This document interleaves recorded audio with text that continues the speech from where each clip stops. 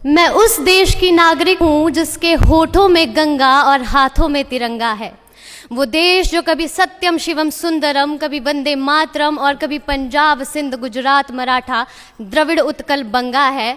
मैं उस देश की नागरिक हूँ जो हर ठुकराए हुए की शरण स्थली बन जाता है और 7 समंदर पार परदेसियों को भी अपने ब्रदर एंड सिस्टर कहकर बुलाता है।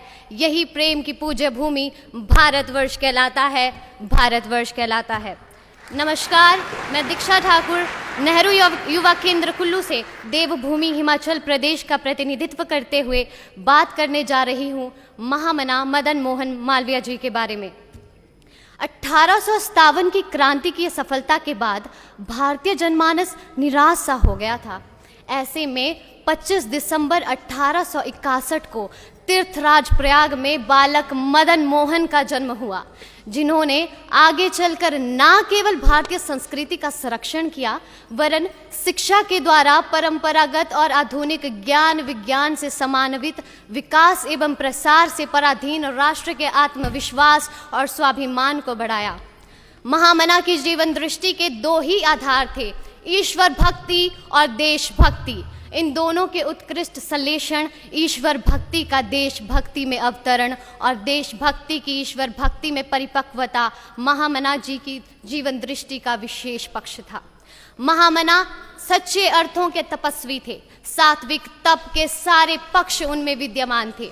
श्रीमद् भगवद गीता में वर्णित वाचिक, कायिक और मानसिक तप के वे साधक थे।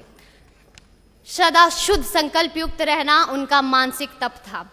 असत्य, अप्रिय और खोटे शब्दों का त्याग तथा सदा शुद्ध, प्रिय और मधुर वाणी का प्रयोग उनका वाचिक तप था।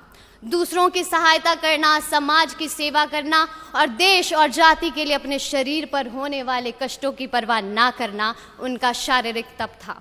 महामना प्रखर राष्ट्रवादी और उच्च कोटि के देशभक्त थे। वे जाति, भाषा, संप्रदाय और क्षेत्र के आधार पर भारतीयों के मध्य बढ़ते दुराव को समाप्त कर देश को एक शक्तिशाली राष्ट्र और संप्रभु देश के रूप में देखना चाहते थे। अपने इन्हीं सपनों को साकार रूप देने के लिए और शिक्षा के व्यापक प्रचार प्रसार के लिए महामना ने काशी में हिंदू विश्वविद्यालय की स्थापना की।